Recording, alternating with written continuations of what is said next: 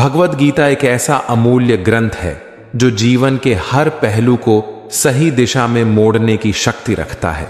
इसमें छिपा ज्ञान न केवल हमें जीवन जीने की कला सिखाता है, बल्कि हर परिस्थिति में धैर्य और संयम बनाए रखने की प्रेरणा भी देता है। चाहे जीवन में कितनी ही मुश्किलें क्यों न आ जाएं, गीता के इस दिव्य संदेश को समझने और अपनाने से हर समस्या का समाधान संभव है।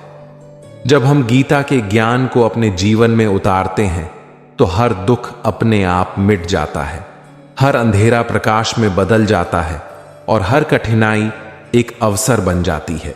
यह केवल एक धार्मिक ग्रंथ नहीं है, बल्कि जीवन का मार्गदर्शन करने वाला एक पथ प्रदर्शक है।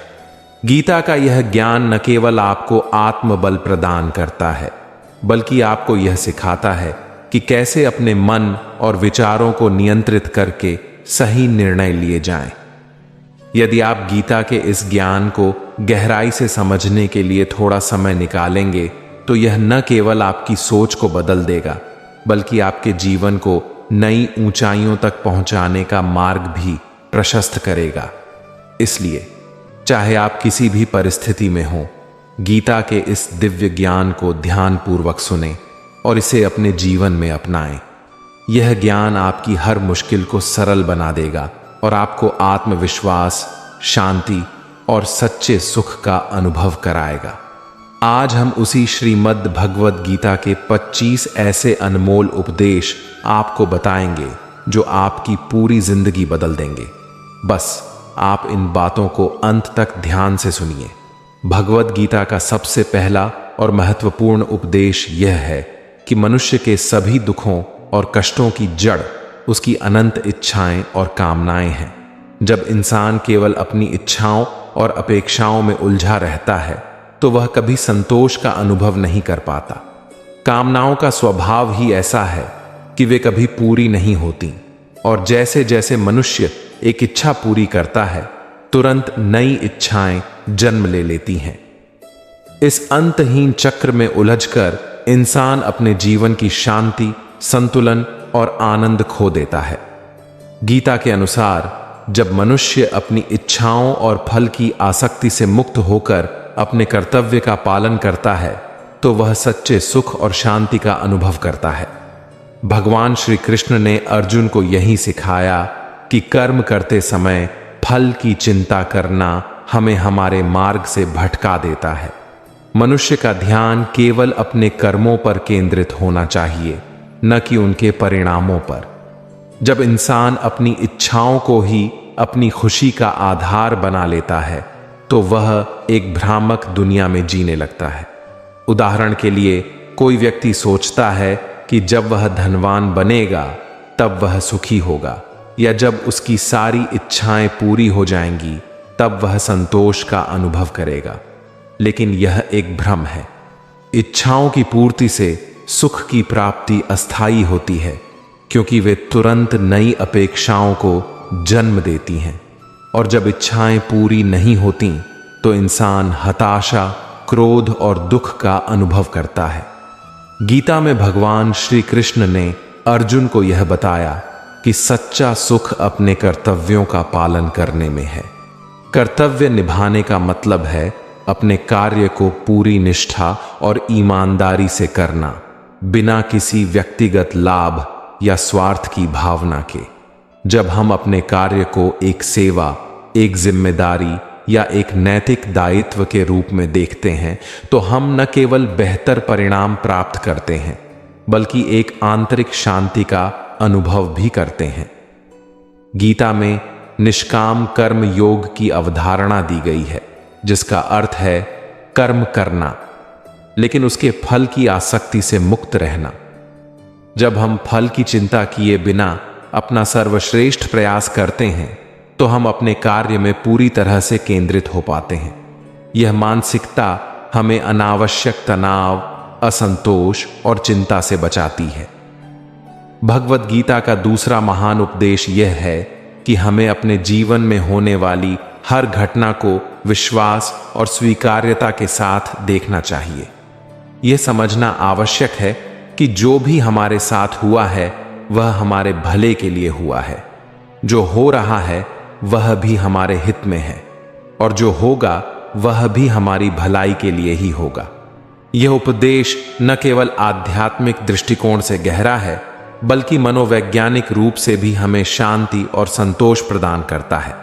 यह दृष्टिकोण हमें सिखाता है कि जीवन में आने वाली हर घटना, चाहे वह सुखद हो या दुखद, किसी गहरे उद्देश्य या सीख का हिस्सा होती है।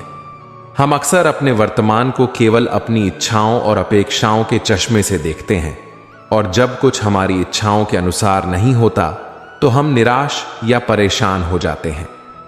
गीता हमें यह समझने का अवसर देती है कि ईश्वर या ब्रह्मांड की योजना हमारे सीमित दृष्टिकोण से कहीं अधिक व्यापक और गहरी होती है। जो हुआ उसमें भले ही हमें नुकसान या पीड़ा महसूस हुई हो, लेकिन यदि हम पीछे मुड़कर देखें तो पाएंगे कि हर अनुभव ने हमें कुछ सिखाया, हमें मजबूत बनाया या हमें किसी बड़ी खुशी के लिए तैयार किया। वर्तमान में जो हो रहा है वह भी हमारे लिए एक मौका है। शायद हमारे धैर्य, विश्वास या समझ की परीक्षा हो रही हो, और भविष्य की चिंता करना निरर्थक है, क्योंकि वह ईश्वर के हाथों में है और उनका हर निर्णय हमारे भले के लिए होता है। गीता का यह संदेश हमें हर परिस्थिति में स्थिरता और संतुलन बनाए रखने में मदद करता है। यह विश्वास दिलाता है कि जीवन की हर घटना एक बड़ी योजना का हिस्सा है। जब हम इस सोच को अपनाते हैं तो हमारे भीतर अडिग विश्वास और आत्मविश्वास पैदा होता है। हम अपनी परेशानियों और असफलताओं को अवसर के रूप में देखना सीखते हैं और जीवन को एक नई ऊर्जा के साथ जीने लगते हैं। इस उपदेश का सार यह है कि हमें अपने वर्तमान और भविष्य के लिए सकारात्मक दृष्टिकोण बनाए रखना चाहिए। जीवन की हर परिस्थिति को ईश्वर की इच्छा मानकर स्वीकार करें और आगे बढ़ें। यह विश्वास न केवल हमें सुकून देता है, बल्कि हमें हर स्थिति में खुद को मजबूत बनाए रखने की शक्ति भी प्रदान करता है। भगवद गीता का तीसरा उपदेश हमें सिखाता है कि जीवन का असली आनंद न तो बीते हुए कल में है और न ही भविष्य में। जीवन का सच्चा सुख केवल वर्तमान क्षण में जीने से मिलता है। यह संदेश हमें हमारे मन के भटकाव से मुक्त करता है और हमें उस पल में जीने की प्रेरणा देता है जो वास्तव में हमारे पास है, यानी अभी। मनुष्य का स्वभाव है कि वह बार बार अतीत में झांकता है, अपनी गलतियों, दुखों और खोई हुई चीजों के बारे में सोचकर दुखी होता है। वहीं दूसरी ओर वह भविष्य की अनिश्चितताओं, चिंताओं और अपेक्षाओं में इतना खो जाता है कि वर्तमान का आनंद लेना भूल जाता है। गीता का यह उपदेश हमें यह समझने का मौका देता है कि अतीत केवल स्मृति है जिसे हम बदल नहीं सकते, और भविष्य केवल कल्पना है जिसे हम अभी नियंत्रित नहीं कर सकते। केवल वर्तमान ही वह वास्तविकता है जिस पर हमारा अधिकार है। जीवन को पूरी तरह से जीने का अर्थ है हर क्षण को पूरी तरह से महसूस करना और उसका सम्मान करना।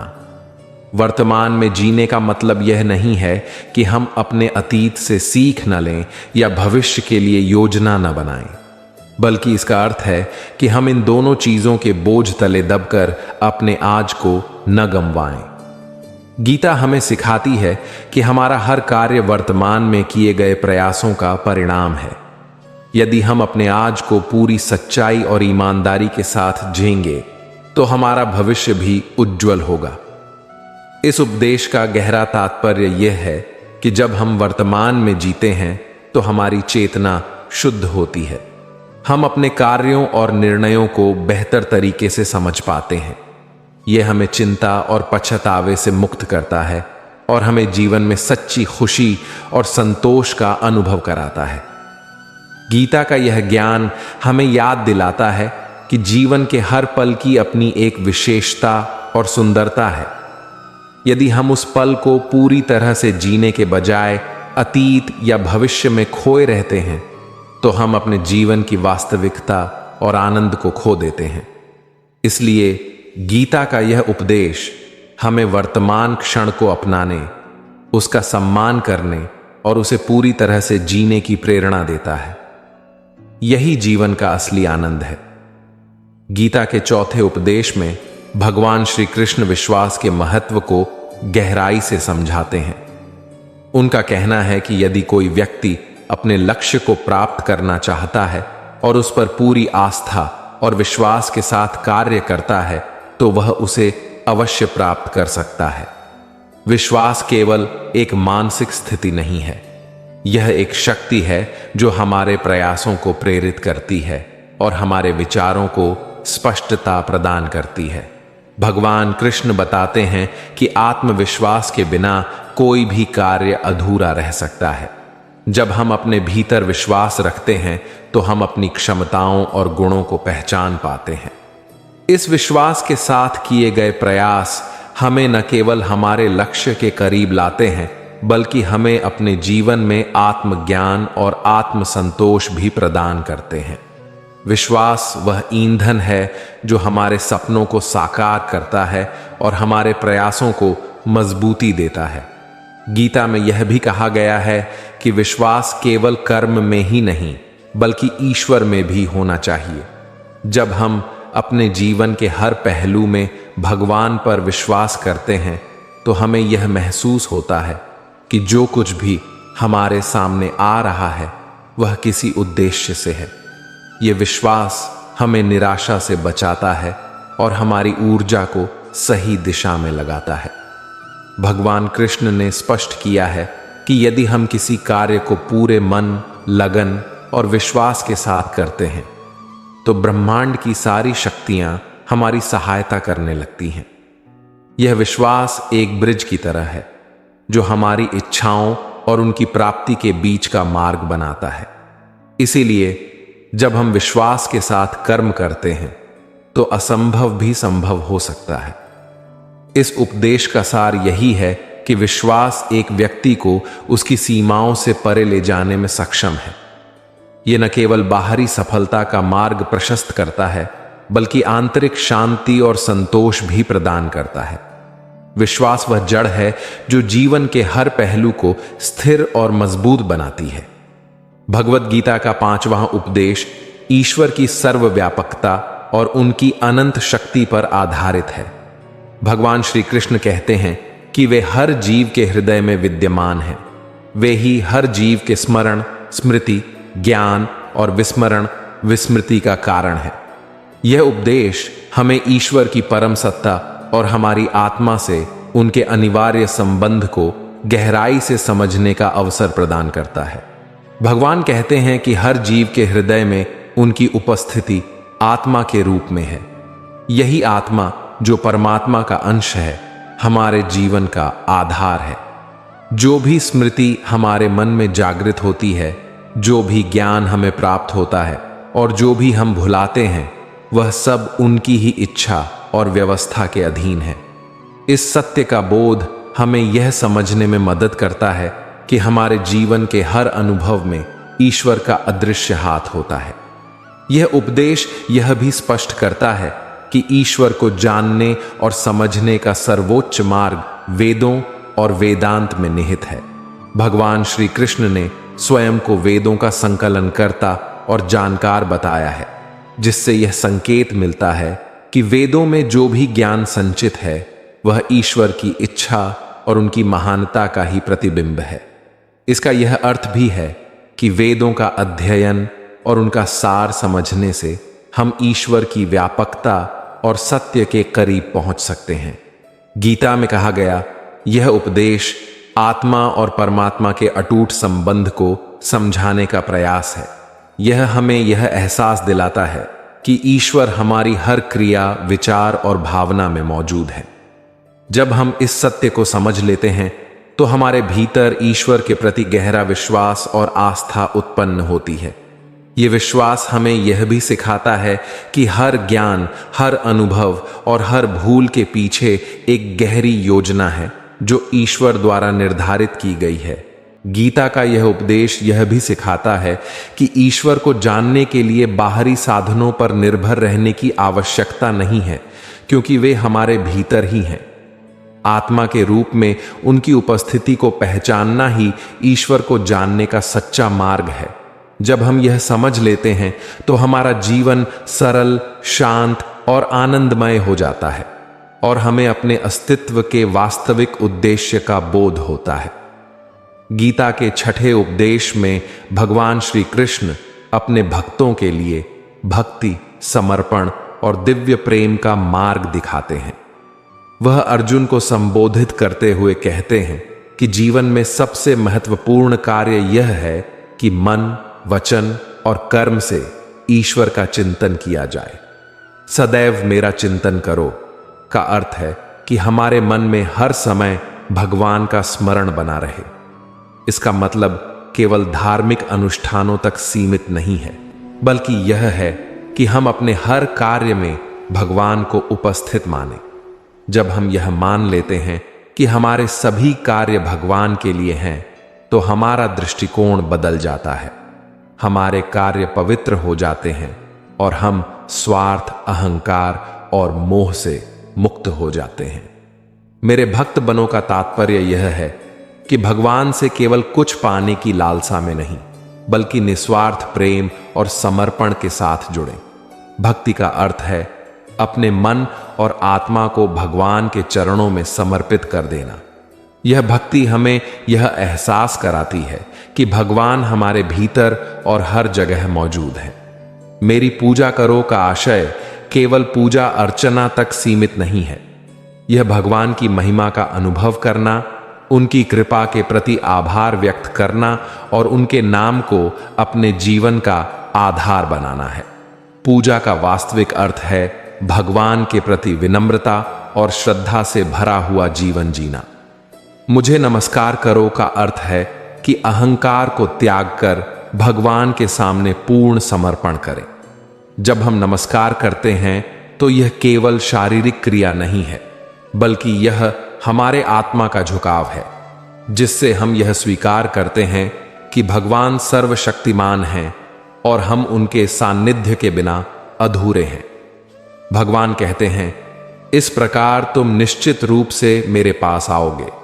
इसका मतलब यह है कि जो व्यक्ति भक्ति, पूजा और समर्पण के इस मार्ग पर चलता है, वह अंततः भगवान के साथ एकाकार हो जाता है। यह भगवान का वचन है और वह इसे अपना व्यक्तिगत आश्वासन मानते हैं। भगवान अर्जुन को यह कहते हुए भरोसा दिलाते हैं कि जो भी उनके परम मित्र और प्रियजन की तरह उन्हें अपनाता है, वह उनके दिव्य प्रेम और शरण में अवश्य पहुंचता है। इस उपदेश का सार यह है कि भगवान के प्रति निस्वार्थ प्रेम, विश्वास और समर्पण से मनुष्य न केवल आध्यात्मिक रूप से उन्नत होता है, बल्कि जीवन की हर कठिनाई को पार कर भगवान के दिव्य स्वरूप का अनुभव करता है। यह एक ऐसा मार्ग है जो प्रेम, शांति और मुक्ति की ओर ले जाता है। श्रीमद् भगवद गीता के 7वें उपदेश में श्री कृष्ण ने स्पष्ट किया है कि मृत्यु के समय जीव की चेतना का स्तर उसके अगले जन्म का निर्धारण करता है। यह शिक्षा यह बताती है कि हमारे विचार, कर्म और जीवन की दिशा केवल इस जीवन तक सीमित नहीं है, बल्कि वे हमारी आत्मा के अगले गंतव्य को भी निर्धारित करते हैं।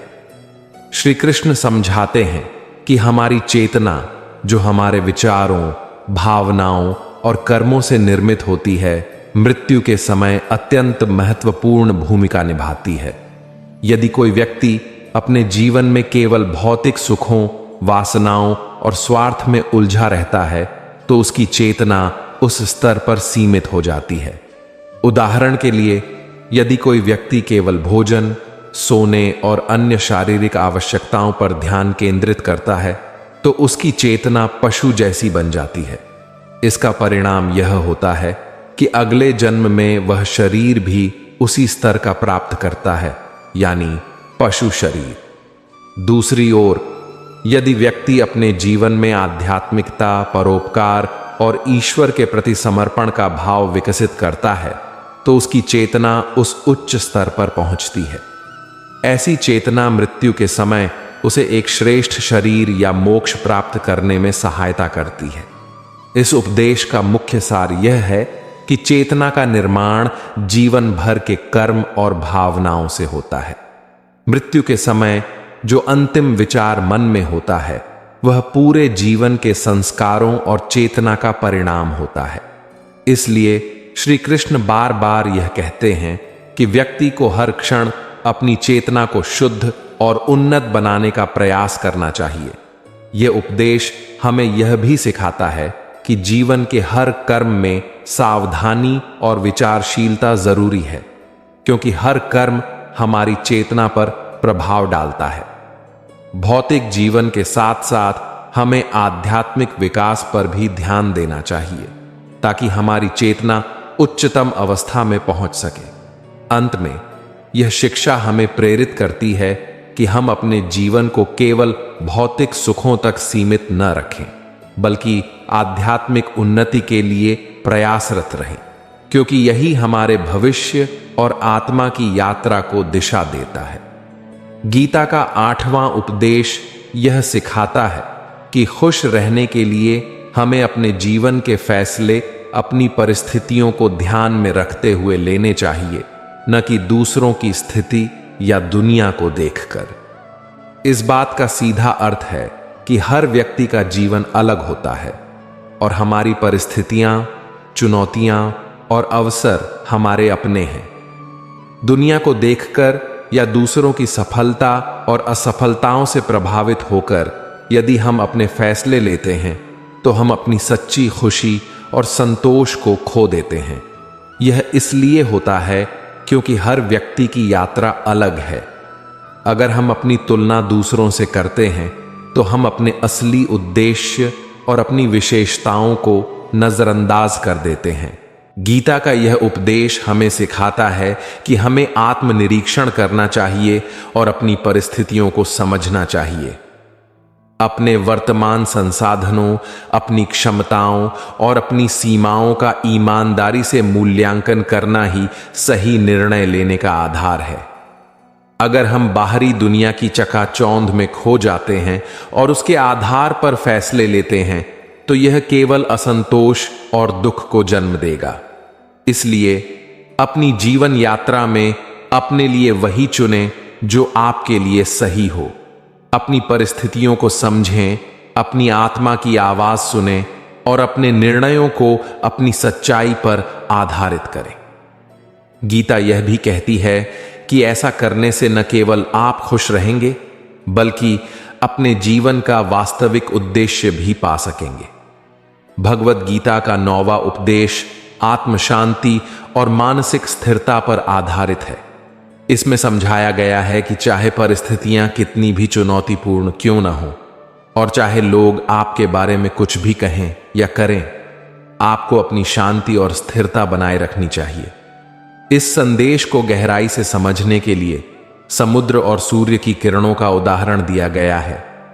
सूर्य अपनी किरणों से चाहे जितनी ऊर्जा और गर्मी समुद्र पर डाले, फिर भी समुद्र अपनी विशालता और गहराई के कारण कभी सूखता नहीं। इसी प्रकार इंसान को भी अपनी आत्मा और मन को इतना मजबूत बनाना चाहिए कि बाहरी परिस्थितियां उसकी आंतरिक शांति को भंग न कर सकें। इस उपदेश का सार यह है कि बाहरी दुनिया में बहुत कुछ होता रहेगा। लोग आपके बारे में अच्छी या बुरी बातें कह सकते हैं, वे आपकी आलोचना कर सकते हैं, आपकी सफलता पर ईर्ष्या कर सकते हैं या आपकी गलतियों को बढ़ा चढ़ाकर दिखा सकते हैं। लेकिन इन सब बातों पर प्रतिक्रिया देकर अपनी ऊर्जा और समय बर्बाद करना व्यर्थ है।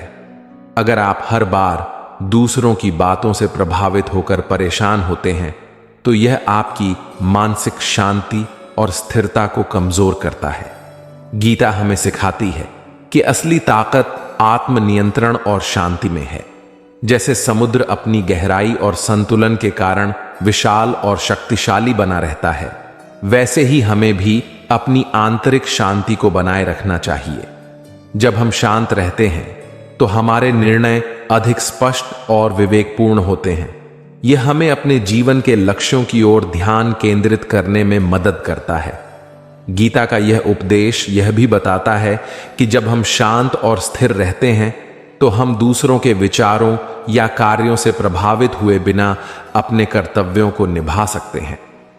प्रतिक्रिया करने के बजाय हमें परिस्थितियों को समझने, उनका सामना करने और सही समय पर सही कदम उठाने का अवसर मिलता है। इस उपदेश का सबसे गहरा संदेश यह है कि मानसिक शांति हमारे भीतर से आती है। इसे बाहरी दुनिया के शोर और आलोचनाओं से डगमगाने नहीं देना चाहिए। जीवन में सफलता, आनंद और स्थायित्व तभी संभव है जब हम अपनी शांति को बनाए रखते हुए हर परिस्थिति का सामना करें।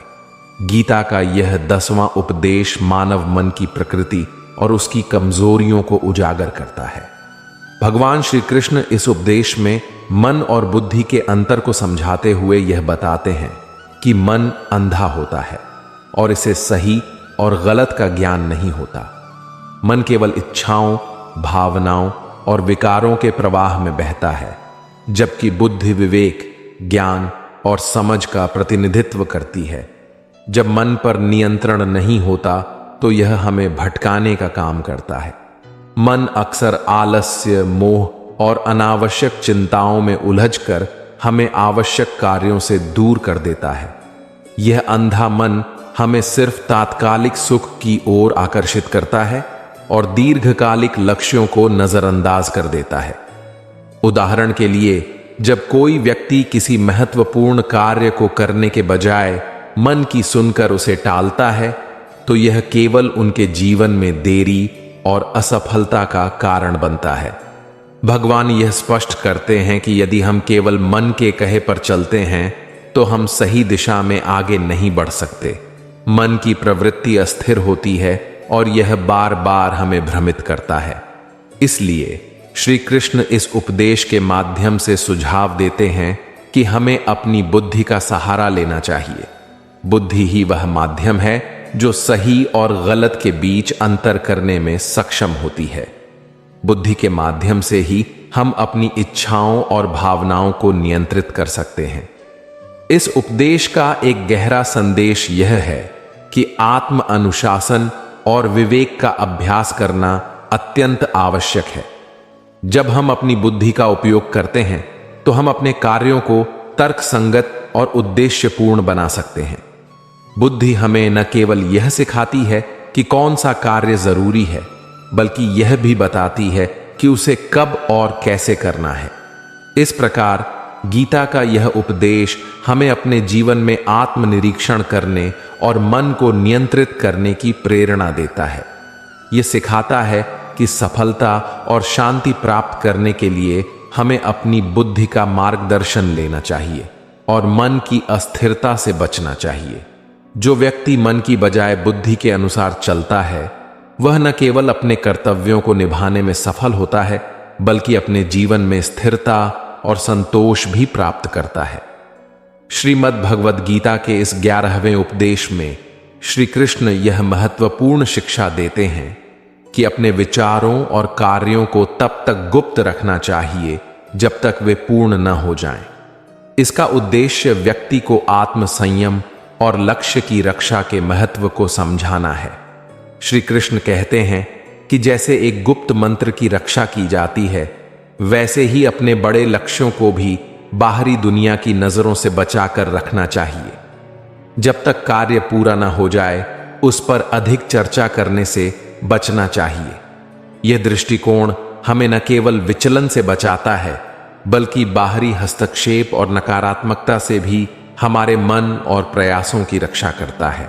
इसका मुख्य कारण यह है कि दुनिया में बहुत से लोग अपनी तकलीफों से उतने दुखी नहीं होते जितना वे दूसरों की प्रगति देखकर होते हैं। जब आप अपने लक्ष्यों या योजनाओं को सार्वजनिक करते हैं तो कई बार लोग नकारात्मकता, ईर्ष्या या आलोचना के माध्यम से आपको हतोत्साहित कर सकते हैं। यह आपके आत्मविश्वास को प्रभावित कर सकता है और आपकी ऊर्जा को बर्बाद कर सकता है। इसके विपरीत, जब आप गुप्त रूप से अपने लक्ष्य की ओर काम करते हैं तो आपका पूरा ध्यान अपने प्रयासों पर रहता है। यह आपकी एकाग्रता को बढ़ाता है और आपको निरंतरता बनाए रखने में मदद करता है। गुप्त रहकर काम करने का एक और लाभ यह है कि यह परिणाम आने के बाद आपके प्रयासों की स्पष्टता को प्रदर्शित करता है। यह उपदेश हमें सिखाता है कि योजना और लक्ष्य को केवल मन में रखना ही पर्याप्त नहीं है, उनकी रक्षा करना और उन्हें कार्यान्वित करना भी उतना ही महत्वपूर्ण है। अनावश्यक बोलने से ऊर्जा का क्षय होता है और कार्य की सफलता में बाधा आ सकती है। इसलिए गीता का यह उपदेश हमें प्रेरित करता है कि अपने बड़े लक्ष्यों को गुप्त रखते हुए निरंतर मेहनत करें, बाहरी हस्तक्षेप से बचें और अपनी सफलता को केवल परिणामों के माध्यम से बोलने दें। गीता का 12वां उपदेश यह सिखाता है कि जब भी कोई बड़ा लक्ष्य या बड़ी बात हो, उसे केवल उन्हीं लोगों से साझा करें जो उस बात को अपने भीतर संजोकर रखने की क्षमता रखते हों। यह संदेश हमारी आत्मरक्षा और आत्मसम्मान को बनाए रखने के महत्व पर जोर देता है, खासकर जब हम कठिन परिस्थितियों से गुजर रहे हों। इस उपदेश के अनुसार यदि हमारी आर्थिक स्थिति कमजोर हो जाए या कोई बड़ा नुकसान हो जाए, तो हमें अपनी कठिनाइयों को सार्वजनिक रूप से उजागर करने से बचना चाहिए। सहानुभूति पाने के लिए आंसू बहाना या अपनी परेशानियों को दूसरों के सामने रखकर दया की उम्मीद करना आत्मविश्वास को कम करता है और दूसरों को हमारी कमजोरियों का लाभ उठाने का अवसर देता है। प्रकृति का नियम है कि धन और शक्ति उन्हीं की ओर आकर्षित होते हैं जो धनवान और आत्मविश्वासी दिखते हैं। यदि लोग जान जाएं कि हमारी आर्थिक स्थिति कमजोर है, तो वे हमारे साथ व्यवहार में बदलाव लाएंगे और हमारा साथ छोड़ने लगेंगे। यहां तक कि हमारे अपने मित्र और रिश्तेदार भी ऐसे समय में मदद करने की बजाय दूर हो सकते हैं। इसलिए गीता हमें सिखाती है कि चाहे भीतर से हम कमजोर महसूस करें, बाहर से हमें अपने आत्मविश्वास और धैर्य को बनाए रखना चाहिए। यह न केवल हमारी स्थिति को बेहतर दिखाने में मदद करेगा, बल्कि हमें भीतर से भी मजबूत बनाएगा। सार यही है कि आत्मनिर्भरता और विवेक के साथ अपनी समस्याओं का सामना करें, अपनी कमजोरियों को उजागर न करें और अपनी कठिनाइयों का हल खुद ढूंढें। बाहर से संकल्पवान और दृढ़ बने रहें, क्योंकि यही आपकी परिस्थितियों को बदलने की कुंजी है। भगवद गीता का 13वां उपदेश हमें यह सिखाता है कि हमें अपने मित्रों और संगति के प्रति सतर्क और विचारशील रहना चाहिए। यह एक गहरी समझ प्रदान करता है कि मनुष्य का जीवन उसकी संगति से अत्यधिक प्रभावित होता है। अगर आप अपने आसपास ऐसे लोगों को रखते हैं जो नकारात्मक विचारों और कार्यों में लिप्त हैं, तो उनका प्रभाव आप पर भी अवश्य पड़ेगा, चाहे वे आपके कितने भी करीबी या पुराने मित्र क्यों न हों। यदि उनकी जीवन शैली गलत राह पर है, तो वे आपके जीवन में नकारात्मकता और हानि ही लेकर आएंगे। गीता के इस उपदेश का आधार यह है कि मनुष्य स्वभाव से ही संगति का अनुसरण करता है। हम जिन लोगों के साथ समय बिताते हैं, उनके विचार, व्यवहार और जीवन दृष्टि का असर हमारे मन और व्यक्तित्व पर होता है। यदि आपकी संगति ऐसे व्यक्तियों से है जो सदैव नकारात्मक सोचते हैं, दूसरों का अहित करते हैं या अनैतिक कार्यों में लिप्त रहते हैं, तो उनकी इन आदतों का प्रभाव धीरे धीरे आप पर भी पड़ेगा। इस उपदेश का उद्देश्य आपको यह समझाना है कि मित्रता या संबंध केवल भावनाओं पर आधारित नहीं होने चाहिए, बल्कि विवेक और समझदारी से चयनित होने चाहिए। यदि आप यह सोचते हैं कि किसी नकारात्मक व्यक्ति की संगति में रहकर आप अपनी शांति और सकारात्मकता बनाए रख सकते हैं, तो यह भ्रम है। ऐसे लोग किसी न किसी रूप में आपके जीवन में समस्याएं पैदा करेंगे। यह उपदेश यह नहीं कहता कि आप अपने दोस्तों को उनकी गलतियों के लिए तुरंत त्याग दें, बल्कि यह कहता है कि आप ऐसे लोगों के प्रति सचेत रहें। यदि आपके मित्र या आसपास के लोग अपने जीवन में सुधार के लिए तैयार हैं और सही मार्ग पर लौटना चाहते हैं तो आप उन्हें प्रेरित कर सकते हैं। लेकिन यदि वे अपनी नकारात्मकता में लिप्त रहते हैं तो उनसे दूरी बनाना ही आपके लिए सही निर्णय होगा। गीता का यह उपदेश हमें यह भी सिखाता है कि सच्चे मित्रता का आधार विश्वास, नैतिकता और सकारात्मकता है। जो लोग केवल अपने स्वार्थ के लिए आपके साथ हैं या जिनकी सोच और कर्म हमेशा गलत दिशा में है, वे कभी भी आपके सच्चे मित्र नहीं हो सकते। उनके साथ रहने से आप न केवल मानसिक और भावनात्मक हानि झेलेंगे बल्कि आपका अपना विकास भी बाधित होगा।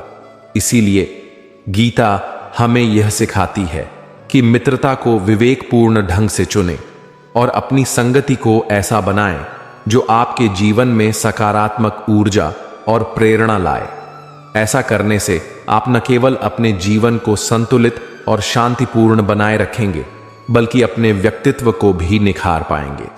गीता का 14वां उपदेश जीवन में ईमानदारी, आत्म परिवर्तन और सच्चाई के महत्व पर जोर देता है। भगवान श्री कृष्ण इस उपदेश में यह स्पष्ट करते हैं कि जीवन में असली बदलाव तभी आएगा जब हम खुद को बदलने का संकल्प लेंगे।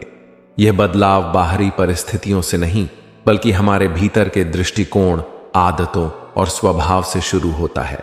भगवान कहते हैं कि लोग अक्सर बाहरी दुनिया को बदलने की कोशिश करते हैं, लेकिन वे यह भूल जाते हैं कि असली परिवर्तन अंदर से शुरू होता है। यदि आप अपनी सोच, व्यवहार और दृष्टिकोण को नहीं बदलते तो बाहरी जीवन में कोई स्थायी सुधार संभव नहीं है।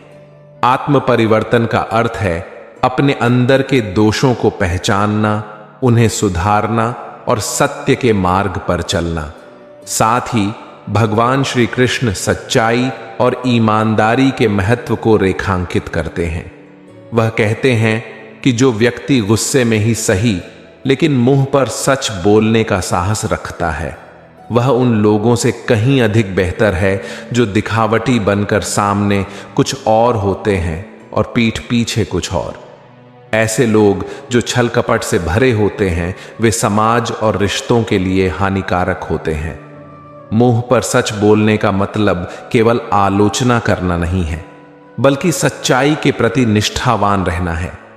यह साहस दिखाता है कि व्यक्ति दूसरों के प्रति ईमानदार है, चाहे परिस्थितियां कैसी भी हों। दूसरी ओर जो लोग दोहरे चरित्र वाले होते हैं, वे न केवल दूसरों को धोखा देते हैं बल्कि अपने भीतर भी अशांति और भ्रम का अनुभव करते हैं। भगवान इस उपदेश में यह भी समझाते हैं कि गुस्से का उद्देश्य हमेशा बुरा नहीं होता। यदि गुस्सा सत्य और न्याय के लिए है तो वह एक सकारात्मक शक्ति बन सकता है, लेकिन यह भी आवश्यक है कि हम अपने गुस्से को नियंत्रण में रखें और उसे सृजनात्मक दिशा में उपयोग करें। इस उपदेश का सार यही है कि जीवन में बदलाव की शुरुआत आत्मनिरीक्षण और आत्म सुधार से होती है। सच्चाई, ईमानदारी और साहस हमारे चरित्र को मजबूत बनाते हैं और हमारे जीवन को सही दिशा में ले जाते हैं। यह हमें सिखाता है कि दिखावे और छल कपट से दूर रहकर सत्य और सच्चाई के मार्ग पर चलना ही हमारे जीवन को सार्थक बना सकता है। श्रीमद् भगवद गीता के 15वां उपदेश में श्री कृष्ण यह गहरी सीख देते हैं कि दूसरों की निंदा करने से किसी का वास्तविक स्वरूप या गुण बदला नहीं जा सकता और निंदा करने वाला व्यक्ति स्वयं को बेहतर नहीं बना सकता। इस उपदेश को समझने के लिए कौवा और कोयल का उदाहरण दिया गया है, जो इसकी गहराई को सरलता से स्पष्ट करता है। कौवा अपनी कर्कश आवाज से कोयल की मधुरता को ढकने की कोशिश कर सकता है, लेकिन वह अपनी आवाज को मधुर नहीं बना सकता। इसका अर्थ यह है कि जो व्यक्ति केवल दूसरों की आलोचना या निंदा में लगा रहता है, वह अपने भीतर के दोषों को नहीं देखता और उन्हें सुधारने का प्रयास नहीं करता। ऐसे व्यक्ति दूसरों की अच्छाइयों को बदनाम कर सकते हैं, परंतु अपनी वास्तविकता को नहीं बदल सकते। निंदा करने का स्वभाव आत्मग्लानि और असंतोष का प्रतीक है। जब कोई व्यक्ति सज्जन लोगों को बदनाम करने का प्रयास करता है तो वह केवल अपने भीतर की नकारात्मकता को प्रकट करता है। यह स्वभाव उस व्यक्ति को और भी अधिक नीचे गिरा देता है, क्योंकि उसकी ऊर्जा और ध्यान दूसरों पर केंद्रित रहता है, न कि स्वयं के विकास पर। श्री कृष्ण यह भी संकेत देते हैं कि सज्जन व्यक्ति का सच्चा स्वरूप निंदा से प्रभावित नहीं होता। कोयल की मधुरता स्थायी है, वह केवल कौवे की कर्कशता से थोड़ी देर के लिए ढक सकती है, लेकिन मिटा नहीं सकती। ठीक उसी प्रकार सज्जन व्यक्ति की अच्छाई और उसकी सच्चाई को कोई भी आलोचना स्थायी रूप से बदल नहीं सकती। यह उपदेश हमें यह सिखाता है कि हमें दूसरों की आलोचना या निंदा में समय और ऊर्जा बर्बाद नहीं करनी चाहिए। इसके बजाय हमें अपने दोषों को पहचानकर अपने गुणों को सुधारने का प्रयास करना चाहिए। इसलिए गीता का यह उपदेश हमें प्रेरित करता है कि हम निंदा के बजाय आत्मनिरीक्षण और आत्म सुधार का मार्ग अपनाएं, क्योंकि यही सच्चे विकास और संतोष का आधार है। गीता का 16वां उपदेश हमें सिखाता है कि अकेलापन किसी श्राप की तरह नहीं, बल्कि एक वरदान की तरह है। जब जीवन में हम अकेले होते हैं तो यह समय आत्मनिरीक्षण और आत्म सुधार का सबसे बड़ा अवसर होता है। इस स्थिति को नकारात्मक नजरिए से देखने की बजाय इसे परमात्मा का आशीर्वाद माने, जिसने हमें खुद पर ध्यान देने और अपने भीतर झांकने का अवसर प्रदान किया है। अकेलेपन का सही अर्थ है कि हमारे पास अपने विचारों, भावनाओं और उद्देश्यों को गहराई से समझने का समय है। यह समय हमें यह सोचने का मौका देता है कि हम कौन हैं, हमारे जीवन का उद्देश्य क्या है और हमें अपने जीवन को किस दिशा में ले जाना है। अक्सर हम जीवन की भाग दौड़ में दूसरों की अपेक्षाओं और दुनिया के शोर में खो जाते हैं, लेकिन जब हम अकेले होते हैं तो यह शोर कम हो जाता है और हमें अपने भीतर की आवाज सुनाई देती है। अकेले रहना सीखने का मतलब है अपनी खुद की कंपनी का आनंद लेना। जब हम खुद के साथ खुश रहना सीख जाते हैं तो हमें बाहरी दुनिया से मान्यता या स्वीकृति की आवश्यकता नहीं रहती। यह हमें आत्मनिर्भर और भावनात्मक रूप से मजबूत बनाता है। साथ ही यह समझने में भी मदद करता है कि जीवन में कोई भी व्यक्ति हमेशा के लिए हमारा साथ नहीं निभाएगा। गीता का यह उपदेश हमें यह भी सिखाता है कि असली साथी हमारा अपना मन, हमारी आत्मा और हमारा परमात्मा है। जब हम इन तीनों के साथ जुड़ जाते हैं तो अकेलापन भी एक सुखद अनुभव बन जाता है। इसलिए अकेलेपन को नकारात्मकता के रूप में देखने की बजाय इसे आत्मविकास और आत्मज्ञान का माध्यम बनाएं। अपने अकेले समय का उपयोग अपनी कमजोरियों को पहचानने, अपनी क्षमताओं को बढ़ाने और अपने जीवन को एक नई दिशा देने के लिए करें। यही गीता का संदेश है कि अकेलापन भी एक आशीर्वाद है, यदि हम इसे सही दृष्टिकोण से अपनाएं। भगवत गीता का 17वां उपदेश हमें यह सिखाता है कि सच्ची खुशी और सकारात्मक दृष्टिकोण ही जीवन में सफलता का आधार है। यह उपदेश सरल लेकिन गहराई से प्रेरणादायक है।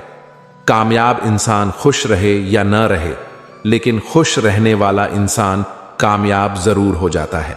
इस संदेश के केंद्र में यह विचार है कि खुश रहना न केवल हमारे मानसिक और शारीरिक स्वास्थ्य के लिए महत्वपूर्ण है, बल्कि यह हमारे जीवन की हर दिशा में सफलता को आकर्षित करने का एक शक्तिशाली माध्यम भी है।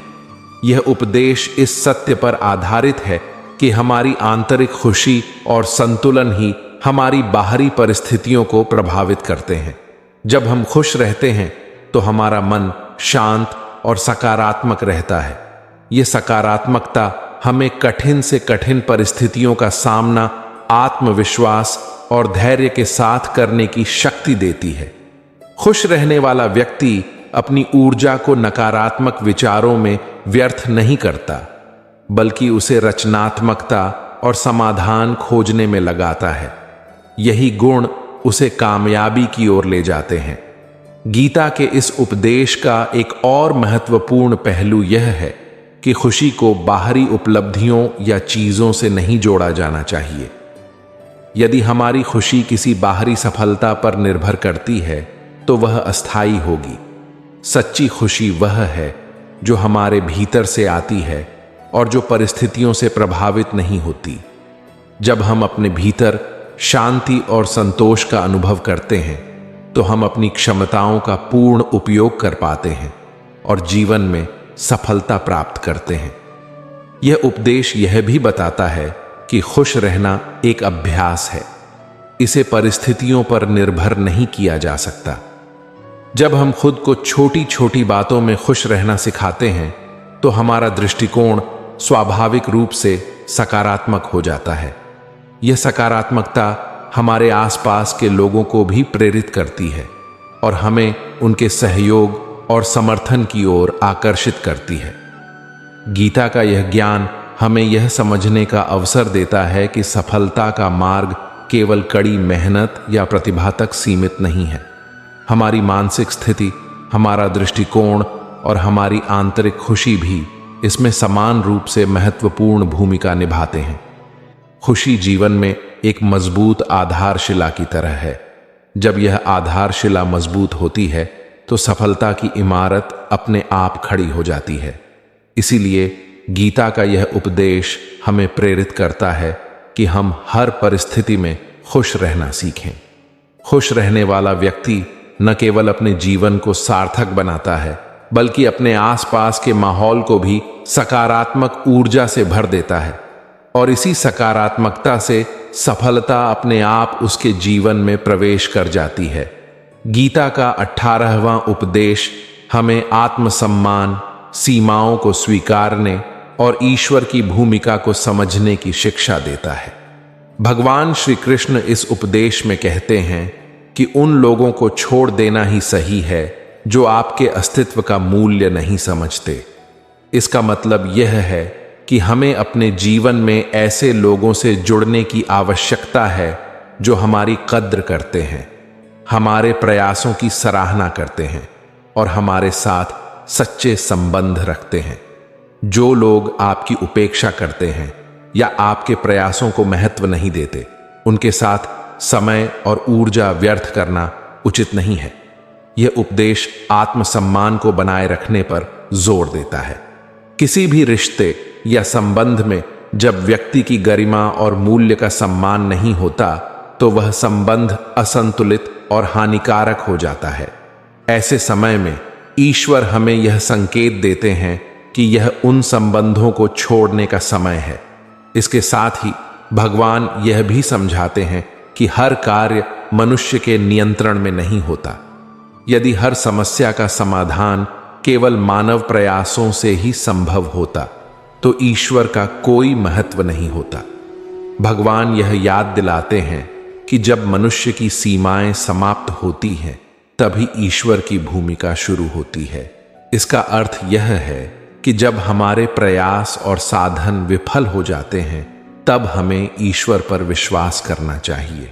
भगवान के इस वचन में यह संदेश छिपा है कि जीवन में कभी कभी हम अपनी पूरी मेहनत और कोशिश के बावजूद असफल हो जाते हैं।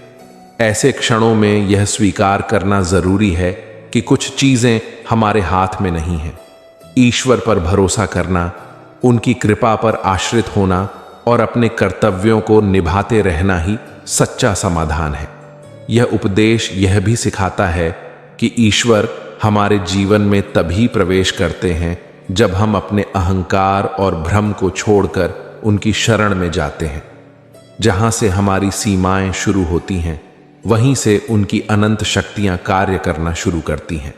इस प्रकार यह उपदेश हमें अपने आत्मसम्मान की रक्षा करने, अपने प्रयासों की सीमाओं को समझने और हर परिस्थिति में ईश्वर पर विश्वास बनाए रखने की प्रेरणा देता है। यह हमें सिखाता है कि मानव प्रयास और ईश्वर की कृपा का संतुलन ही जीवन में सफलता और शांति का आधार है। श्रीमद् भगवद गीता के 19वें उपदेश में श्री कृष्ण यह संदेश देते हैं कि ईश्वर हमारी हर आवश्यकता और परिस्थिति का ध्यान रखते हैं, ठीक वैसे ही जैसे एक माँ अपने बच्चे के भोजन, वस्त्र और अन्य आवश्यकताओं का ध्यान रखती है। इस शिक्षा का उद्देश्य यह है कि मनुष्य को अपने जीवन में चिंता और असुरक्षा की भावना से मुक्त होकर पूर्ण विश्वास और समर्पण के साथ ईश्वर पर निर्भर रहना चाहिए। एक बच्चा नहीं जानता कि उसे कब भूख लगेगी, क्या पहनना चाहिए और किस चीज की उसे आवश्यकता है। यह सब उसकी मां समझती है और बिना मांगे ही उसकी सभी जरूरतें पूरी करती है। इसी प्रकार भगवान भी हमारे जीवन में वही देते हैं जो हमारे लिए उचित और आवश्यक है। हम कई बार अपने लिए चीजें चाहते हैं जो हमारी इच्छाओं के अनुसार होती हैं, लेकिन ईश्वर हमें वही प्रदान करते हैं जो हमारी आत्मा के विकास और कल्याण के लिए सही होता है। इस उपदेश का गहरा अर्थ यह है कि हमें हर परिस्थिति को ईश्वर की योजना के हिस्से के रूप में देखना चाहिए। जो भी हमारे जीवन में आता है, चाहे सुख हो या दुख, वह ईश्वर की मर्जी से है और उसका उद्देश्य हमें सिखाना और मजबूत बनाना है। जिस तरह एक मां अपने बच्चे को कड़वी दवा भी पिलाती है ताकि वह स्वस्थ हो सके, उसी तरह भगवान कभी कभी हमें कठिनाइयों और चुनौतियों के माध्यम से हमारी चेतना को ऊंचा उठाने का प्रयास करते हैं। यह उपदेश हमें यह भी सिखाता है कि हमें ईश्वर के प्रति पूर्ण विश्वास रखना चाहिए। जब हम यह मान लेते हैं कि ईश्वर हमारे हर कदम पर हमारा ध्यान रखते हैं, तो हमारी चिंताएं स्वतः समाप्त हो जाती हैं। एक बच्चा मां की गोद में निश्चिंत होकर सोता है क्योंकि उसे अपनी मां पर पूर्ण भरोसा होता है। उसी प्रकार हमें भी ईश्वर पर भरोसा रखकर अपने जीवन को शांति और संतोष के साथ जीना चाहिए। अंततः गीता का यह उपदेश हमें प्रेरित करता है कि हम भगवान की मर्जी को स्वीकारें, अपने जीवन में संतोष रखें और हर परिस्थिति को ईश्वर की कृपा मानकर आत्मसमर्पण का भाव विकसित करें। गीता का 20वां उपदेश हमें सिखाता है कि अच्छाई को अपनाने के लिए किसी की नकल करना जरूरी नहीं है। इसका अर्थ यह है कि हमें अपनी विशिष्टता, अपने गुणों और अपनी सच्चाई के आधार पर इतना श्रेष्ठ बनना चाहिए कि लोग खुद हमें देखकर प्रेरित हों और हमारी नकल करने की कोशिश करें। यह संदेश आत्मनिर्भरता, आत्मसम्मान और अपनी पहचान के निर्माण पर आधारित है। दूसरों की नकल करना हमारी मौलिकता को सीमित करता है। जब हम दूसरों जैसा बनने की कोशिश करते हैं, तो हम अपनी क्षमताओं और संभावनाओं को नजरअंदाज कर देते हैं। गीता हमें यह समझाती है कि हर व्यक्ति के अंदर एक विशेष गुण और शक्ति होती है, जिसे पहचानना और विकसित करना ही सच्ची अच्छाई की निशानी है। अच्छा बनने का मतलब केवल बाहरी दिखावे से अच्छा दिखना नहीं है, बल्कि अपने विचार, कर्म और व्यवहार में शुद्धता और सच्चाई लाना है। जब आप अपनी सच्चाई के साथ जिएंगे और अपने मूल्यों को बनाए रखेंगे, तो लोग आपकी तरफ आकर्षित होंगे। आपकी अच्छाई एक प्रेरणा बनेगी और लोग खुद ब खुद आपके जैसा बनने की कोशिश करेंगे। यह उपदेश हमें यह भी सिखाता है कि सच्ची अच्छाई कभी दिखावा नहीं होती। यह हमारे कर्मों और हमारे जीवन के तरीके से झलकती है। दूसरों को प्रभावित करने के लिए नकली मुखौटा पहनने की जरूरत नहीं है। बस अपनी नैतिकता, ईमानदारी और निष्ठा के साथ जिएं। सार यह है कि दूसरों की नकल करने की बजाय अपनी खुद की अच्छाई और विशिष्टता को पहचानें और उसे निखारें। ऐसा करने से न केवल आप अपने जीवन में संतोष और सफलता पाएंगे, बल्कि एक उदाहरण भी बनेंगे कि लोग आपकी अच्छाई को अपनाने की कोशिश करें। यही गीता का सच्चा संदेश है। भगवद गीता का 21वां उपदेश हमें यह सिखाता है कि दूसरों की मदद करना, देने का भाव रखना और बुरे समय में धैर्य रखना ही जीवन का सच्चा मार्ग है। इसमें यह गहरा संदेश छिपा है कि यदि कोई आपसे कुछ मांगता है तो उसे अवश्य दे देना चाहिए, क्योंकि यह ईश्वर की कृपा है कि उन्होंने आपको देने वालों में रखा है, न कि मांगने वालों में। साथ ही यह उपदेश हमें सिखाता है कि अच्छे समय की प्रतीक्षा में बुरे समय का सामना धैर्य और सहनशीलता के साथ करना ही जीवन का धर्म है। यह उपदेश हमें हमारे कर्तव्य और समाज के प्रति हमारी जिम्मेदारी का बोध कराता है। गीता के अनुसार देने का भाव केवल भौतिक चीजों तक सीमित नहीं है। यह आपके समय, प्रयास, ज्ञान या बस एक सहानुभूतिपूर्ण शब्द के रूप में भी हो सकता है। जब आप किसी की सहायता करते हैं तो आप न केवल उसकी जरूरत पूरी करते हैं, बल्कि अपने भीतर के अहंकार को भी समाप्त करते हैं। यह प्रक्रिया आपको ईश्वर के करीब ले जाती है, क्योंकि दान का कार्य निस्वार्थता का प्रतीक है। भगवान का यह उपदेश हमें सिखाता है कि हम जो कुछ भी हैं या जो कुछ भी हमारे पास है, वह ईश्वर की देन है। यदि हमें दूसरों की मदद करने का अवसर मिला है तो यह हमारे लिए एक वरदान है। यह सोच कि हम देने में सक्षम हैं हमें कृतज्ञता का भाव सिखाती है। यह एहसास हमें विनम्र बनाता है और यह समझने का अवसर देता है कि हमारी संपत्तियां, ज्ञान या संसाधन हमारे लिए नहीं, बल्कि दूसरों की भलाई के लिए भी हैं। साथ ही यह उपदेश यह भी बताता है कि जीवन में अच्छा समय देखने के लिए हमें बुरे समय का सामना करना पड़ता है। यह संसार परिवर्तनशील है और हर कठिनाई के बाद सुख आता है। अगर हम बुरे समय में धैर्य और संतुलन बनाए रखते हैं तो हम अपने चरित्र को मजबूत करते हैं और अच्छे समय का स्वागत करने के लिए खुद को तैयार करते हैं। गीता का यह ज्ञान यह भी सिखाता है कि देने का भाव और धैर्य दोनों ही परोपकार और आत्मविकास के साधन हैं। जब आप दूसरों की मदद करते हैं तो आप उनके जीवन को बेहतर बनाते हैं और यह आपके जीवन में भी सकारात्मकता और संतोष लेकर आता है।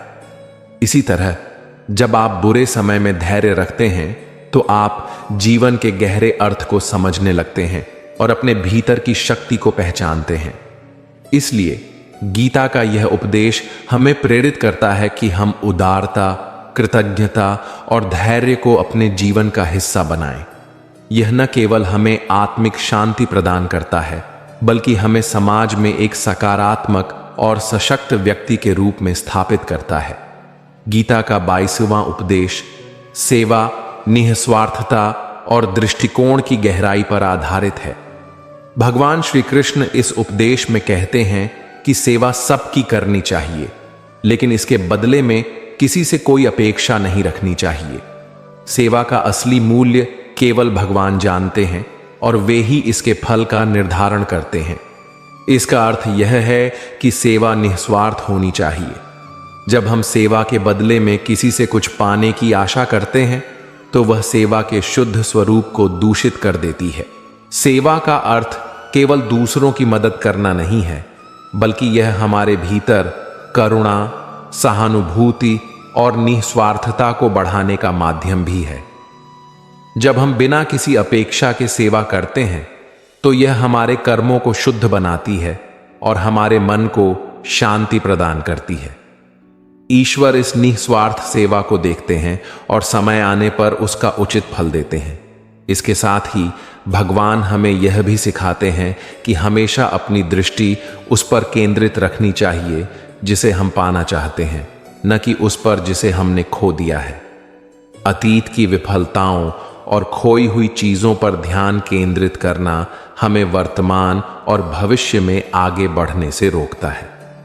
हमें यह समझना चाहिए कि जो बीत गया वह लौटकर नहीं आएगा, लेकिन वर्तमान में सही दिशा में किए गए प्रयास भविष्य को बेहतर बना सकते हैं। यह उपदेश हमें सिखाता है कि अपने लक्ष्यों पर ध्यान केंद्रित रखना कितना महत्वपूर्ण है। जब हम अपने उद्देश्य को स्पष्ट रखते हैं और उस पर पूरी ऊर्जा लगाते हैं तो हम अपने जीवन में सकारात्मक बदलाव ला सकते हैं।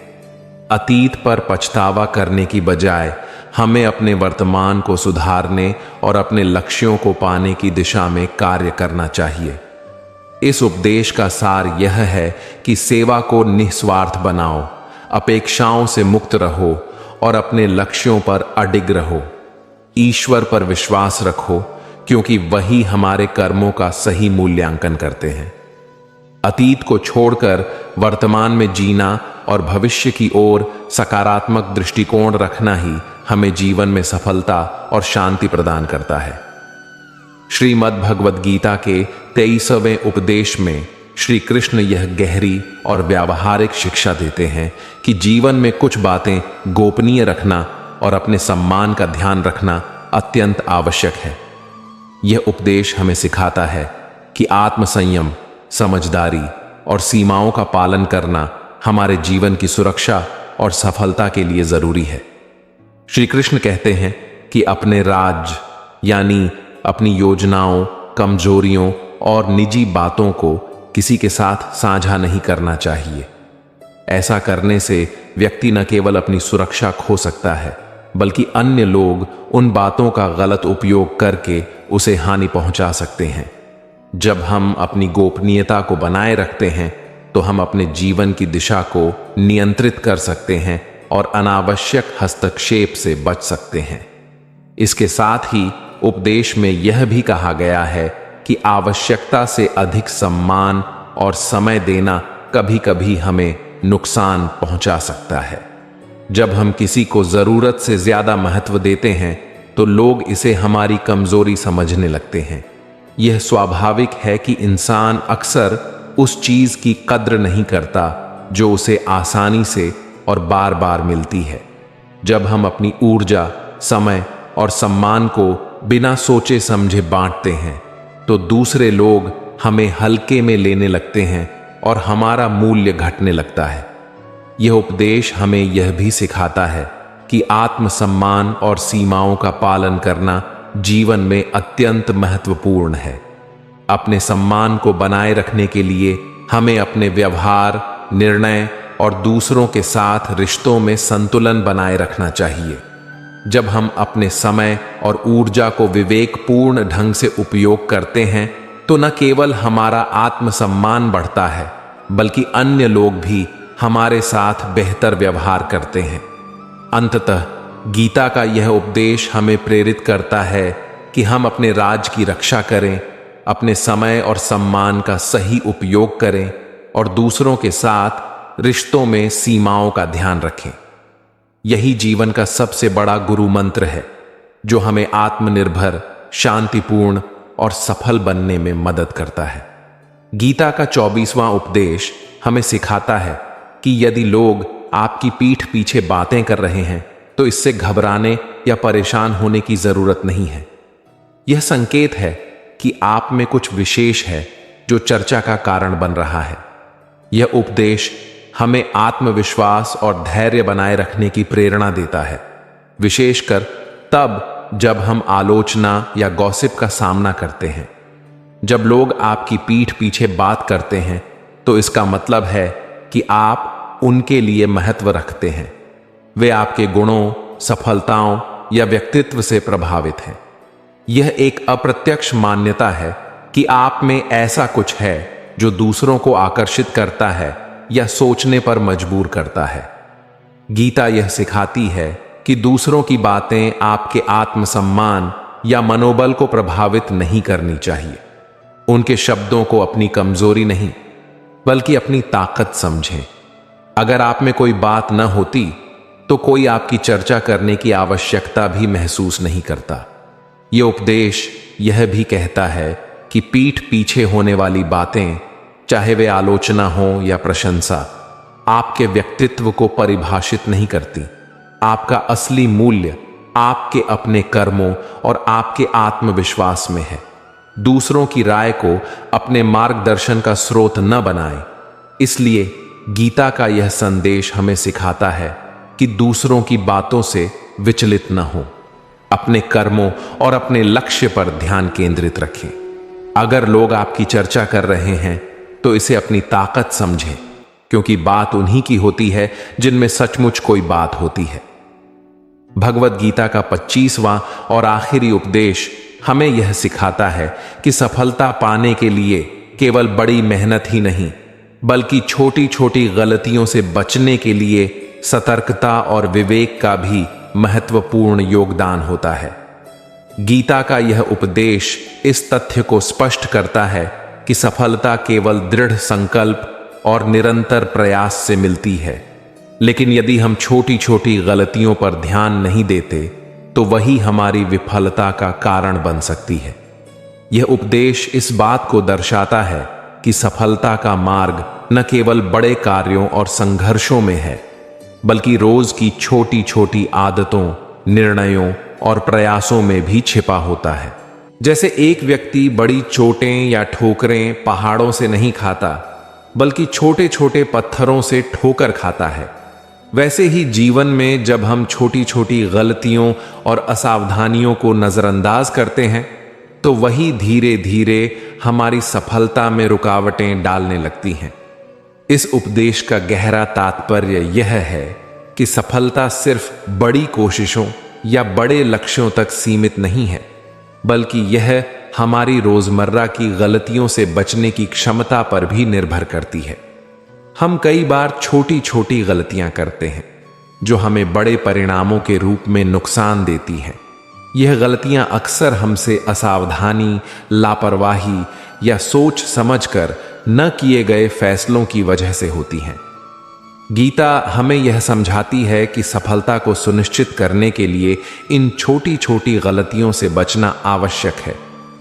मेहनत करना तो जरूरी है ही, लेकिन यह भी उतना ही जरूरी है कि हम अपनी मेहनत को सही दिशा में लगाएं। अगर हम बिना सोच विचार के कदम उठाते हैं या छोटी छोटी गलतियों को अनदेखा करते हैं तो वही हमारी मेहनत के परिणाम को प्रभावित कर सकती है। गीता का यह उपदेश हमें यह सिखाता है कि जीवन में सफलता पाने के लिए हमें न केवल अपनी मेहनत पर ध्यान केंद्रित करना चाहिए, बल्कि यह भी सुनिश्चित करना चाहिए कि हम किसी भी छोटी गलती को न करें जो हमारी मेहनत को व्यर्थ कर दे। यह उपदेश यह भी बताता है कि एक सफल व्यक्ति वह नहीं होता जो केवल बड़ा कार्य करता है, बल्कि वह होता है जो छोटे छोटे कार्यों को ठीक से और सही तरीके से करता है। यही ध्यान और सतर्कता हमें जीवन के हर पहलू में सफलता दिलाती है। अगर हम छोटी छोटी गलतियों से बचने की कोशिश करेंगे तो हम सफलता के मार्ग पर और भी मजबूत कदम उठा पाएंगे। इसलिए गीता का यह उपदेश हमें यह प्रेरणा देता है कि हम अपनी मेहनत के साथ साथ अपनी गलतियों पर भी ध्यान दें। यह केवल सफलता के लिए जरूरी नहीं, बल्कि जीवन के हर क्षेत्र में संतुलन और सफलता पाने के लिए अत्यंत महत्वपूर्ण है। तो मित्रों, हमें उम्मीद है कि आपको यह वीडियो पसंद आई होगी और आपने इससे कुछ प्रेरणा ली होगी। अगर आपको यह वीडियो पसंद आई हो तो इसे लाइक करें, हमारे चैनल को सब्सक्राइब करें और अपने दोस्तों के साथ भी शेयर करें। आपसे फिर मिलेंगे एक नई प्रेरणादायी वीडियो के साथ। तब तक आप अपना ध्यान रखें और हमेशा मुस्कुराते रहें। जय श्री कृष्ण। राधे राधे।